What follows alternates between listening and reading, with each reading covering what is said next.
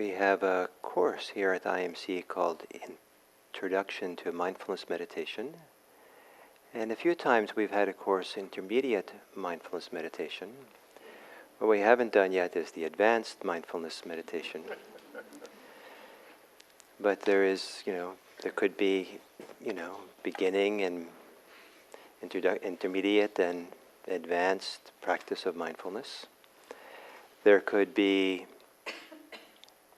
a slow practice of mindfulness, the intermediate speed. There could also be the fast progress in mindfulness. There could be beginning level training in Buddhist ethics. There could be intermediate level training in Buddhist ethics. And there could be advanced training in Buddhist ethics.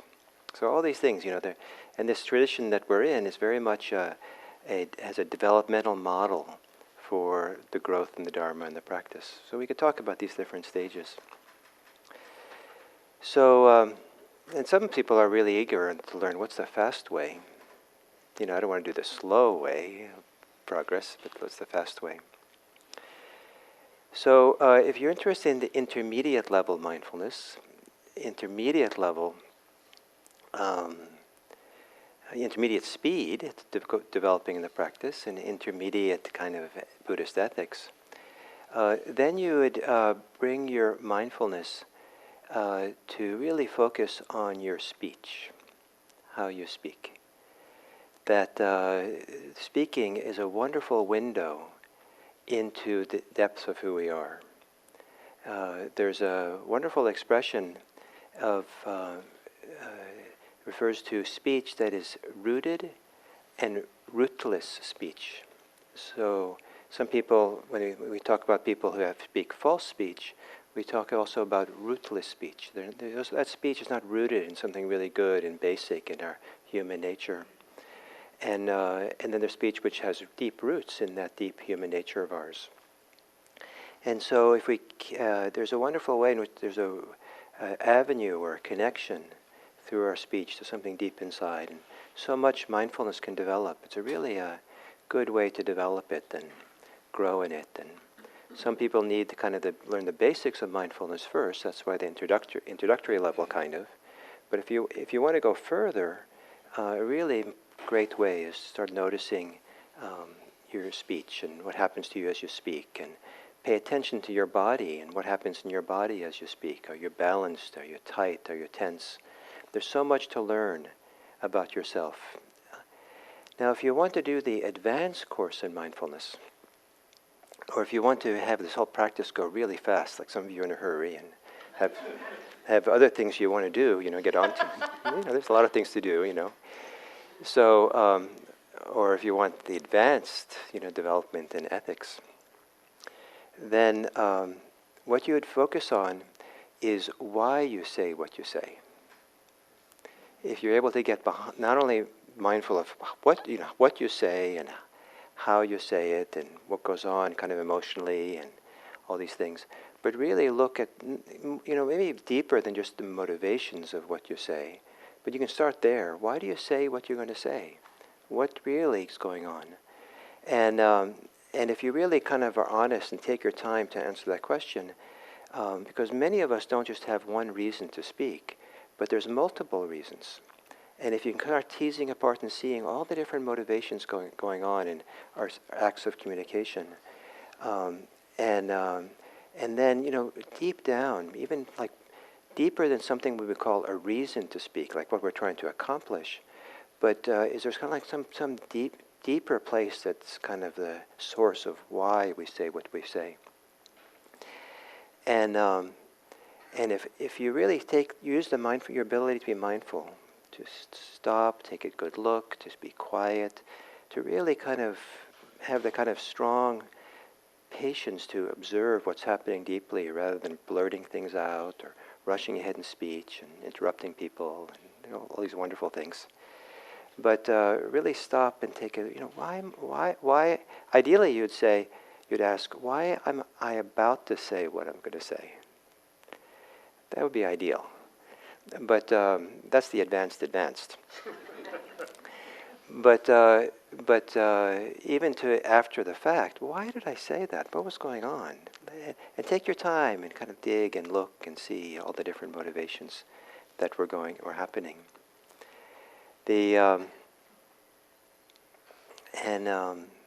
I've given people information that I thought they needed to have about something, and then I have asked myself afterwards, why did I say that? And I remember once, this kind of comes to mind right now, coming here to give a talk, like tonight, like this morning. I think it was Monday night. And I ran into someone I knew, an old friend or something like that, just before walking in the door.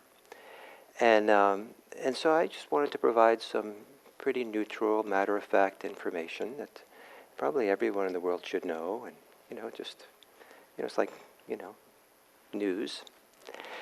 And I said, "Oh, nice to see you," and just had enough time to say a few words coming in. I said, "I haven't prepared for my talk today." So the next thing I did was come in here and sit down, right? So it was still kind of reverberating what I just said. And I said, why did I have to say that? Public service announcement.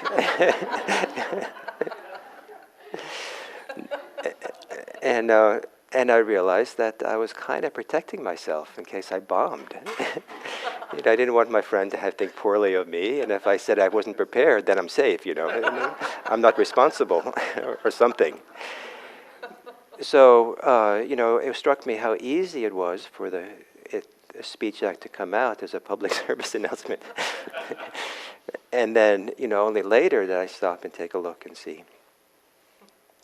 There's some wonderful little slogans around this kind of speech, and one of them is, to reflect on what you said after you say it is like closing the barn doors after the horses are out. It's a lot easier, it's difficult to get them back in. Or the words you speak are more like arrows than swords. Because if you draw an arrow, if you draw a sword, you can put it back in its sheath. But if you let an arrow fly, it's not so easy to go after it and get, before it hits someone. So once the words are out of the mouth, it has consequences. And so not only is it valuable to see ourselves deeply, take time and see what's going on here, but it's also very valuable in our connection to other people. And it's really a way of having deeper connections to others, and to learn how to have a deeper insight, or yourself to have a deeper connection to others, even if you don't get to know them better, or if you don't become friends. You don't have to do anything with people. But it's a way, how we speak and how we talk can give us a chance to connect in deep ways, wonderful ways, that is beneficial for ourselves and others. And I think many of us know it can easily be the other way, right? We can say things that afterwards we regret. And if we don't regret them, maybe you should have. I think there's a lot of things I hear. I wish people had some degree of remorse, or some degree of regret, or some second thoughts about what they just said. But in fact, people will go through society spouting all kinds of things. And a lot of it, I think, is connected to conceit. And certainly I think it's valuable to look at how we speak, and what's the role of issues of conceit, about somehow forming an identity or trying to represent ourselves to other people. Like when I was told my friend, I didn't prepare the talk, I was trying to partly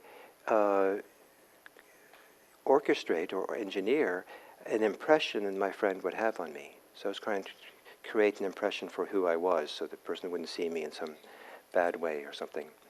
And so how much of our speech is related to conceit and identity, and trying to ensure that people see us in the way we want to see us, or how to defend ourselves so we don't be seen some way, or this whole thing about self. So conceit is often a big part of it. So we see it, for example, in people who feel it's very important to do this public service announcements about their opinions. Because people are identified with their opinions so strongly. It's how they assert themselves, and they be someone, and be seen as someone, in some clear way, as smart, or someone has the right ideas or something. And that some of the emotions that goes around the spouting of opinions, I think, is often also related to the conceit in a variety of ways. And sometimes when we're meeting with people and with people in direct contact, some people are much more careful with their speech than what we see now on the web, when there's a kind of much more anonymous communication going on, where people are, there's an article and everyone has, so many people, thousands of people might have an opinion. And I'm amazed at how there's more meanness being kind of coming across in these responses and reactions to what goes up there. And I think some of it has to do that no one is, you're kind of not known. It's kind of, sometimes it is anonymous, sometimes it's near anonymous. And so we're doing it alone and without anybody being accountable to anyone. And then sometimes it really clarifies or brings forth what's deeper in the person. Something that sometimes is hidden even from themselves, where we're trying to fit in socially with people and be nice. Ideally, mindfulness would allow us to check in very deeply, understand all these motivations, understand what we're trying to do, and understand what is healthy and what is not. And it begins a lot, I think, by just bringing attention to it, just being curious, being interested. I've sometimes taught day-long retreats here at IMC on mindfulness of speech, and there was no discussion the whole day on the ethics of speech. No talk about the different guidelines for what is right speech or wrong speech and all that. It was all about just bringing heightened mindfulness to our mouth, to our physical body, to the tone of voice, to our emotions when we speak. And there's a whole kind of canopy or whole ecology within us of things that happen when we speak. And to begin understanding that in a deeper and fuller way provides the foundation for ethical speech. In the sense that if we really know ourselves well and have done this inner work and settling, then we have a reference point where it isn't because we should be kind, it isn't because we should avoid being mean or something. We feel, and we sense and feel, we have the information inside of ourselves that it doesn't feel good. It feels like a violence against ourselves when we say certain things or a certain tone of voice. And you don't have to, it's not an admonition, it's not an it becomes almost not an ethical issue in terms of following a rule. It becomes just a natural thing, just like you put your hand on the stove, and if you're mindful, you will probably, hot stove, you'll take your hand off. If you're not mindful, maybe you'll smell something.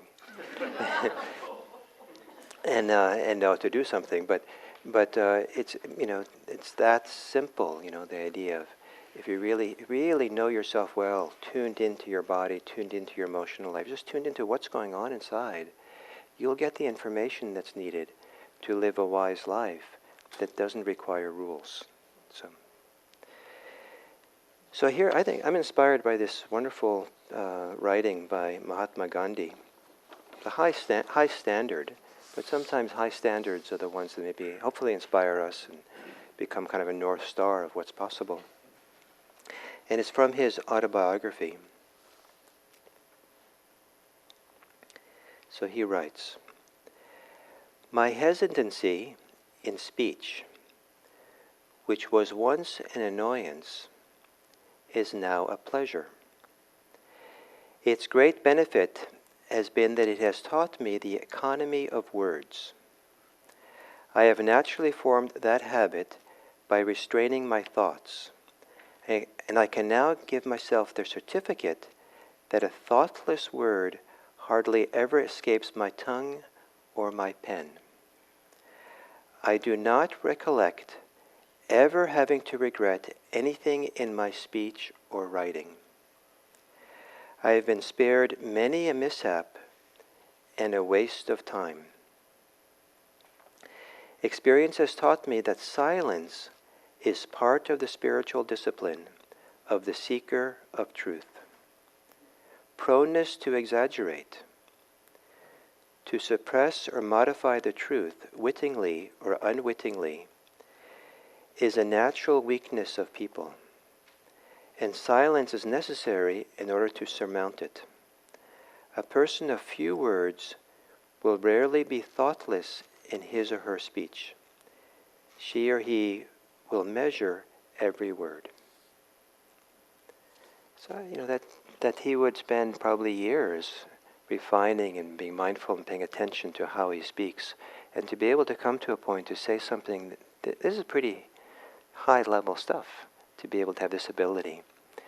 And I don't know what it was like for him, but I suspect that it became more and more natural for him, as opposed to something oppressive or something that he had to hold himself in and bite his tongue or anything like that. But I suspect he was deeply connected had deep roots inside after a while, where it became more of a natural thing because he was so attentive to speak in ways that he didn't regret, ever.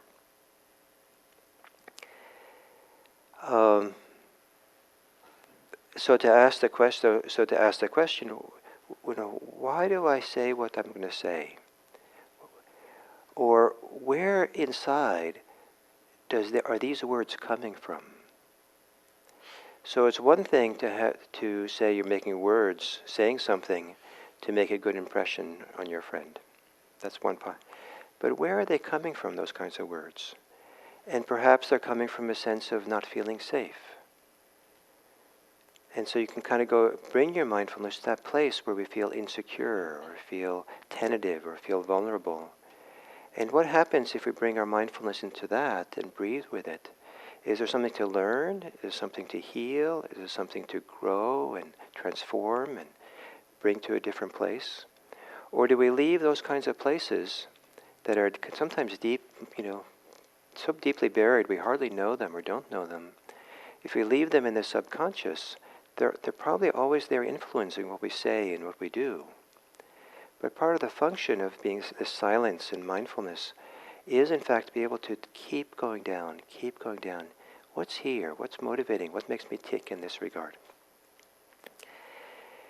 And then, in terms of ethics in Buddhism, if ethics involves our behavior that tries to avoid causing harm to self and others, the Buddha does have guidelines for that. So we can either follow these as guidelines, but as we mature in this practice, these aren't guidelines to follow so much as, so they're not necessarily just prescriptions, but they're descriptions of how someone who's really well in touch and has deep roots inside would want to act in the world and be in the world. So the Buddha gave, in some places, 4 guidelines, criteria for right speech, and in some places he gave 5. So the 5 have the 4, and then he adds 1. So the first is a truthful speech. And the word for truth has been said in its ancient Pali language, and it's satya, has a kind of a double meaning, being both truth and also real, that which is real, like reality. And so the idea that truth is connected to what's real and so you want to kind of connect to something. What is real for you? What's really of great value? What's important? And real is kind of a vague thing, but if you're real and your most authentic way that you could be, what are the words that come out of that? Are your words true in the terms of, logically true, but are they true in being part of being authentic, what's really authentic and valuable for you? There's a wonderful Chinese character. These Chinese characters sometimes tell little stories because they have their pictograms, so they show pictures kind of. And so there's one character that on the right side is the character for a word. And it actually looks like a mouth, that's this little square, and then 4 lines above it that look like like vibrations traveling out of the mouth. And then on the left side is it's what's called a radical. It's a character for a person. And so you see this person standing upright and the words next to them. And the picture for a word next to it. And so some people say that picture, the little story it makes, a person standing by their words. And it's the character for trust or faith in Chinese or Japanese. So faith or trust is standing by your words. And so the idea that you would have words that you would stand by, that words that would stand by you in times of need, truthful words, words that are rooted in what's real. And they say that someone, I think it was some Samuel Johnson, some writer, said something like, even in the society of devils, they rely on truth, because their society would fall apart if people weren't honest with, to some degree. So it's really important for our social harmony, things getting along, truthfulness. The second is it kind? Is what we're going to say, is it kind?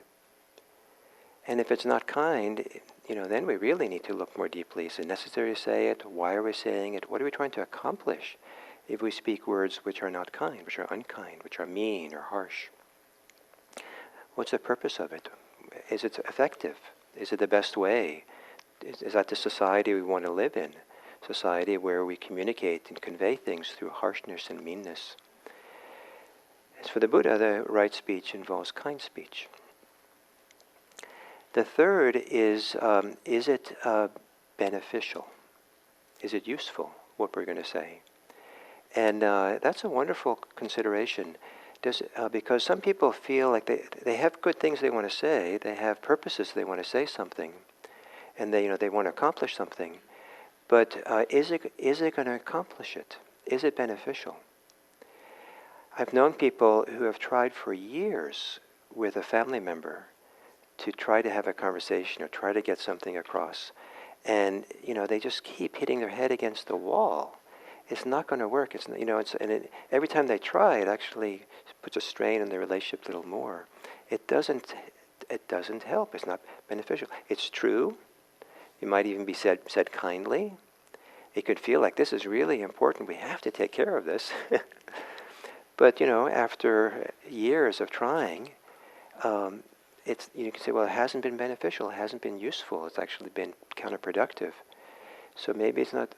Maybe there's no point in saying it. So to have a sense, when can what we say have its intended purposes? And if it's not going to work, if it's not useful, then maybe we don't say it. Sometimes people say things only because there's an internal pressure to say it. And so that's where the mindfulness, self-mindfulness is so important, where we know this internal pressure to speak.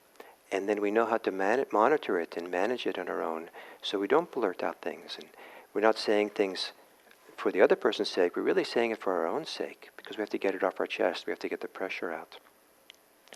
And so to be mindful is to kind of maybe not allow the pressure to build up. We see that, probably most of us can see it in some conversations we're in. They're a little bit excited, and we really want to interrupt people. We really get our thing in, and there are times still to this day where I kind of really want to say something to some more excited conversation. Sometimes they're fun conversations with friends and stuff, and in my desire to want to say something, I've stopped listening to them. That's unfortunate. And but what I have to say is important, and more important than them. How could they go on with these unimportant things when there's important things to say? I didn't prepare my talk, or something. And so, is it beneficial? So I think that's a very tender concern. Tender, careful to do that, but tender. It's awkward. It's like some things are important to take care of. But is it useful? Does it work?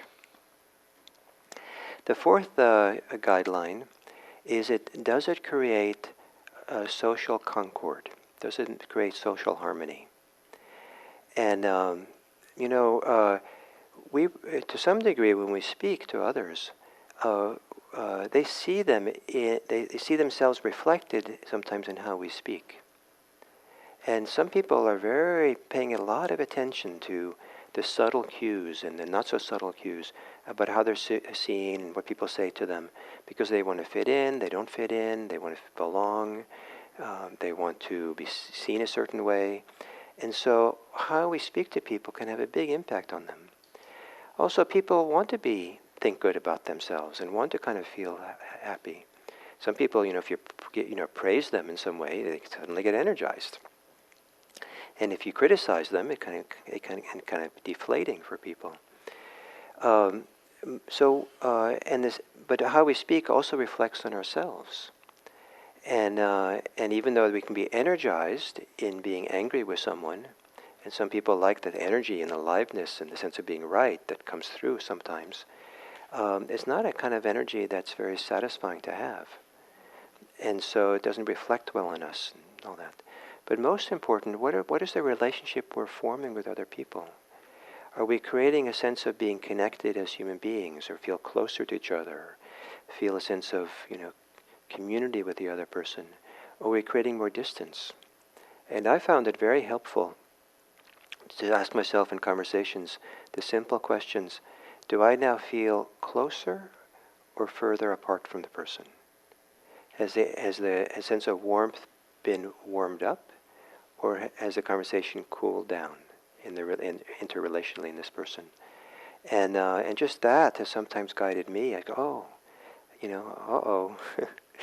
I could see saying this, I didn't prepare my talk. And then I'd pay attention to how that lands on some person. Realize that, the person just went blank. Very, very subtly. I mean, what's the person going to say? The person doesn't care, and so it doesn't. It's not a communication that is a bridge for some deeper thing to go on. In this situation where I came in through the front door, and I said that as I was going through the door, I didn't prepare a talk. It would have been a different effect if I had said, "I'm so happy to see you after all these years. I'm so happy to see you after all these years." But I had important things to announce and say, right?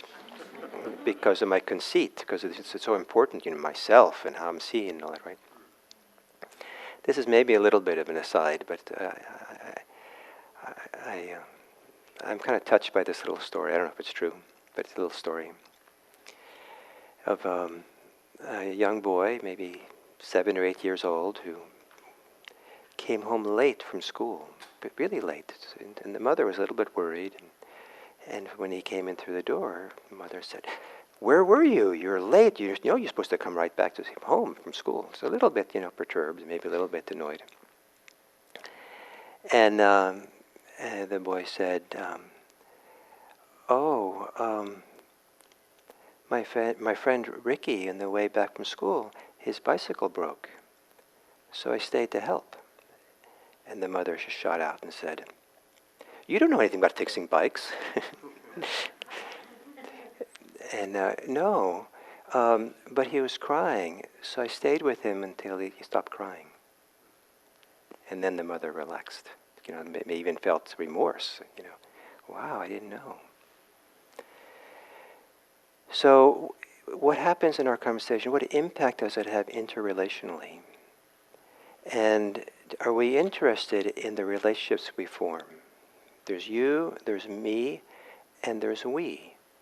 And what kind of we do we want to have? What kind of community do we want to form? What kind of connection do we want to have with other people? What don't we want to have? What are we afraid of having? How much does fear operate in our communications with other people? How much are we afraid to be connected close and to create closeness? How much are we pushing people away? How much are we asserting ourselves in ways that actually diminishes things? How much are we interfering? How much are we telling long, long stories? And if you really watch the other people, you can see the energy drain. They were smiling, and you smiling, and they first saw you, and then you see the smile slowly diminish, and the wonderful glint in their eyes slowly kind of, and many years ago, I had a Zen teacher, and there was a time when I was I'd come back from a long retreat, and I was really on fire for this practice, and just excited about it and wanted to tell people. And so I was talking to him, and I was telling him about practice and Vipassana practice and how great it is, and I was on. And after a while, he stopped. He looked at me and said, "Gil, talking to you is like talking to an addict." And that got my attention, and it was very helpful, because what I saw was I was so swept up in these ideas and proselytizing and a zealot for mindfulness that I stopped being mindful, right? And so this idea, so we can get so caught up in our ideas and so enthusiastic or so important to say something, so we lose touch with the other person, which happened there with me. So, is it truthful? Is it kind? Is it beneficial? And does it create concord or harmony or between people? Those are the 4 criteria. And then the 5th one that is sometimes added is the question, is it timely? Is it the right time for it? And that can be difficult sometimes, because some people feel like every time, whenever I want to say it is the time. Yes, it's time, I want to say it. But is it the right time for it being beneficial? Is it the right time for it being really kind? It might be kindly said, but I want to kindly tell you that your wedding dress is not really nice. Just before the wedding, right? That's not the right time for that kind of public announcement. So is it the right time? Some people are not ready for it. I've known people who have wanted feedback for things that they were doing, but they said, please don't tell me right after I've done it. Like I know some people who give public speeches, and they want the feedback on their public speeches, but they're so tender after giving it. I want feedback, but wait. A day, 24 hours or something. That's the right time, then I can hear it. So is it the right time? And is it the right time for you? I've learned that there are times when I'm been angry or annoyed with someone. Generally, that's not a good time for me to have a conversation with someone. Even though the pressure to speak is there. But if I can, if it's possible in a situation to not talk about the difficulty at that moment, I find it much more productive for me to step aside, do my own homework with my anger, find a way to settle it, and look more deeply what's going on, and then go back and have the conversation. I find it's not the right time when I'm angry, because I'm more biased in my speech, I'm more impulsive, I'm not thinking very straight, and I don't have these deep roots inside to what's really important for me and places where I want to come from. So at the risk that your smiles and glint in your eyes disappear, and and I go on and on too much, I'll stop. And if you would like to say something, a question, testimonials around this kind of thing, concerns, whatever seems appropriate at this point. We have a few minutes. What you said about mindfulness and speech rang very true for me. As you said it, I was thinking that's one of the least mindful moments I can think of, is when I'm speaking. I'm kind of just on autopilot and not really aware of anything going on inside me or even what I'm saying half the time. I think that it's true for many people, and I would say that for myself as well. All the different areas to be mindful of, it's probably the place that still is probably where I'm weakest of all the different places. It's a hard place.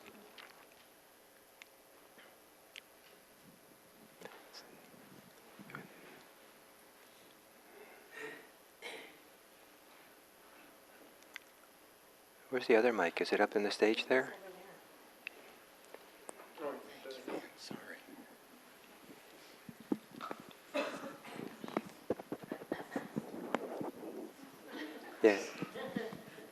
Okay, Martha, Testing. Martha, the person right in front of you. Is it working? Okay, great. Sorry, I'm hard to find. Is that okay? Right. I have a question concerning Yes. personalities. Yes. It's pretty common, especially in business settings, to determine who's the extrovert and who's the introvert. And there's been a bunch of books written about that. I am a corner extrovert, and I really struggle with this. Right. And I work in a field of introverts. Yes. And Any thoughts of just sheer personality? Is it harder? I appreciate that question a lot because for a variety of reasons. And generally, people who hang out in Buddhism for a long time tend to be more introverted than extroverted people. I think that kind of works better somehow for them. But there's plenty of extroverts, but it's kind of like we kind of lean that way, I think. And so, but it's a beautiful quality to be an extrovert, but it also takes care and attention how to do it. Some extroverts, I think, how I understand it, only understand themselves by speaking. Mm-hmm. And so there's a lot of information to be found in speaking. So this idea of waiting to speak, there might be some value in it, to some degree, but maybe you're not going to know what you're going to say, but you wait a moment to really stay grounded. Like there was a time when I would always breathe 3 long, deep breaths before I answered a phone. Not to be mindful of what I was going to say, but rather to be connected here. So when I spoke, I was self-aware more.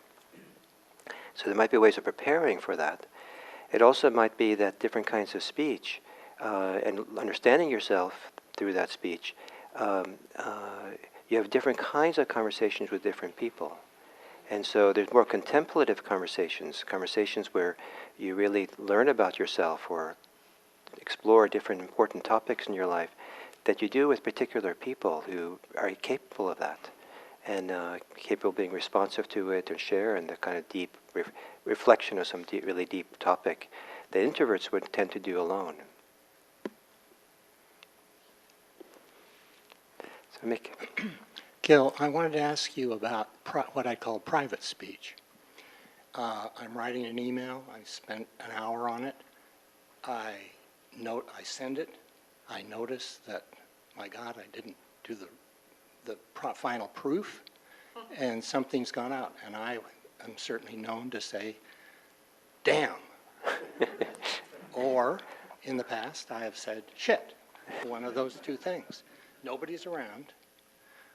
And I wonder what your attitude is toward controlling that kind of private speech. Obviously, if you say it in private, there's a more likelihood that you'll say it in public. And I just wondered what your thoughts were. Yeah, I mean, it's fairly common for people in their own minds, so some people, to be very self-critical. And sometimes it's actually very mean, the way some people will speak to themselves. And something like that is, I don't know if exactly mean, but it is painful to have that kind of response to oneself. I think if the private speech, personal speech, kind of in your own mind or when you're alone like that, comes out in a way that doesn't feel right to you, this is where if you only focus on what you say and try to do better in the future, maybe you only have a limited amount of success. What's more important is to change the conditions inside of you so the conditions shift, that you're less likely to speak that way. So if a person's impatient all the time, they might blurt out all kinds of things. But if they keep trying to, if they do nothing about their constant impatience or their constant annoyance that they have, then the pressure to have that kind of speech is going to keep coming up. But if they go underneath this, they check in with themselves how they are before they spoke, and then they're able to settle themselves or to heal some of these deeper kind of sources inside from which that speech comes from, then it doesn't happen again. So it a little bit involves a character change. So for you, for example, if you have a history with these emails, you might, before you start an email and before you send it, you might take that as an opportunity for a minute to really settle yourself and check in. How are you feeling? Are you feeling impatient? Do you feel comfortable with yourself? Do you like yourself? Are you your best friend? How deeply how are you in this relationship to self? And if that's a little bit off, maybe there's a way of settling that. And then if you send it, the email, and you realize, oh, I didn't say the right thing, then you're already in a kind disposition towards yourself. And then you can say, oh, I'm so sorry, or, oh, oh, that's unfortunate. Does that make sense what I'm saying? It does. What I'm talking about is, you're talking about just staying prepared in a calm state all the time. And I guess I don't know exactly how to do that. Because these are not things that come up and I prepare for. Yes. There's things, as I say, I work on an email for an hour, and suddenly I realize, my goodness, I send it out without looking at that last sentence.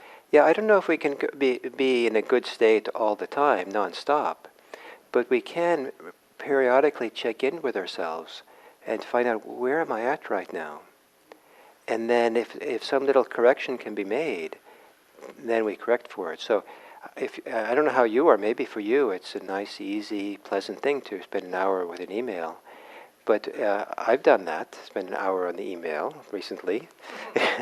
And it was kind of a nice process, but it was also, I was certain kind of seriousness in which I was engaged with it, and it was going to be a consequential email, I felt. So after I finished writing it, I actually sat back and put it aside for a little bit, and just breathed and thought about it, and just kind of connected to myself, and then I reread it to make sure that it conveyed what I wanted, to make sure that I was in the right place and all that. So it's not like being it's too high a bar to be in a good state all the time, but it's not the high bar to return to a good state often. Does that make sense? Yeah, it does. Thank you. So I don't know who's... Thank you. I see a hand way in the back. Maybe we could try there. And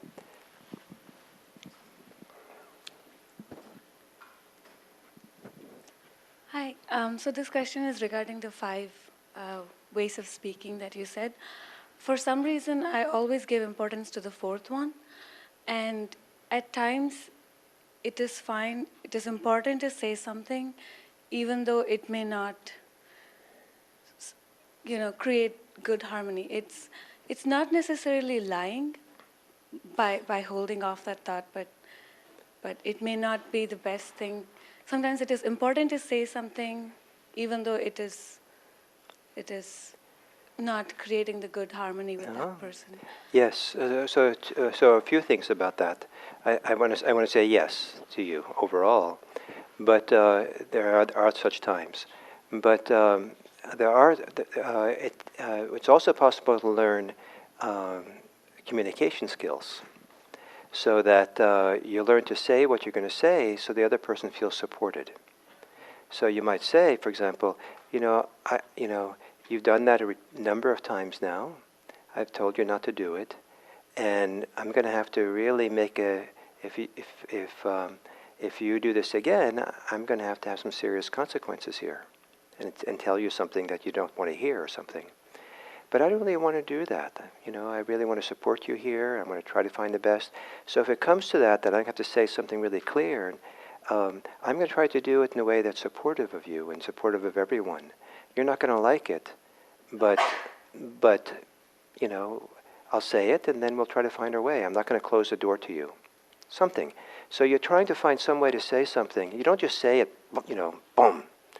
But you try to have the skill to say it clearly and definitively if it needs to be done, but in a way the person feels supported or feels like you're willing to listen, or, this is the decision. Do you want to say anything? Do you have any questions? As opposed to saying it and slamming the door.